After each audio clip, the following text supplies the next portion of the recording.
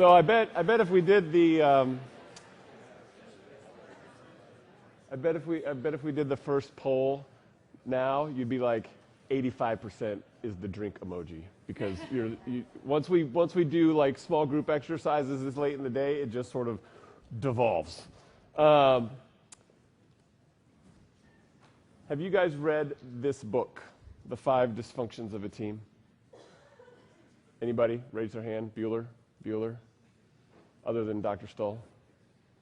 You've not read this book. Okay, you have a homework assignment. I'm not kidding. I'm going to have Dr. Holland email each one of you and certify based on the honor code that you read this book when you went home and you read it together. Not like at the same time, but you just sort of read it as a team. So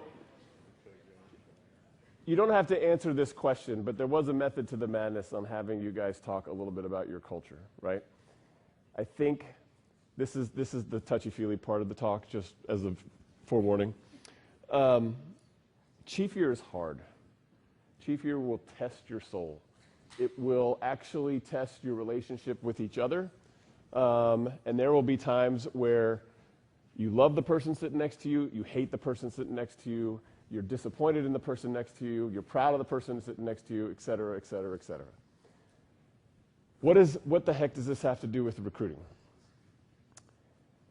The people that come to your program and seek you out will know within about 5 minutes what your relationship is like with each other.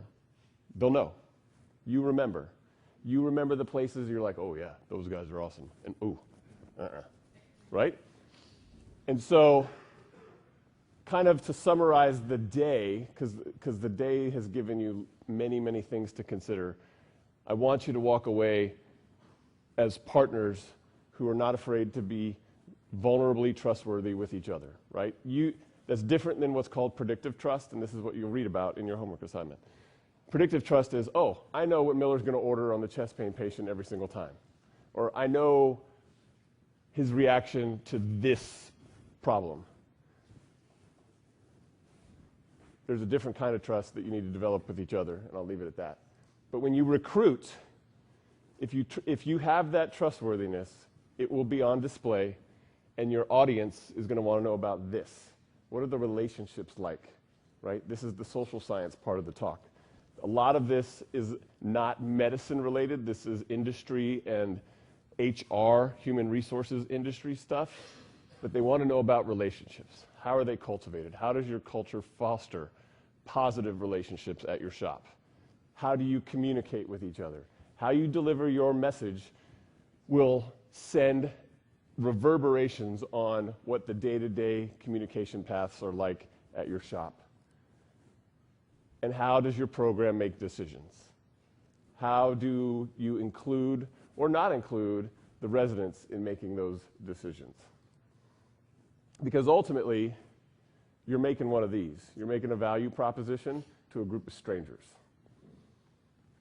And you have to delineate and differentiate the unique activities that separate you from others, right? And you have to be able to put your culture on display. You have to be vulnerable enough to say what's good about your culture and what's we need to improve on our culture, right? Does that make sense? One word of caution.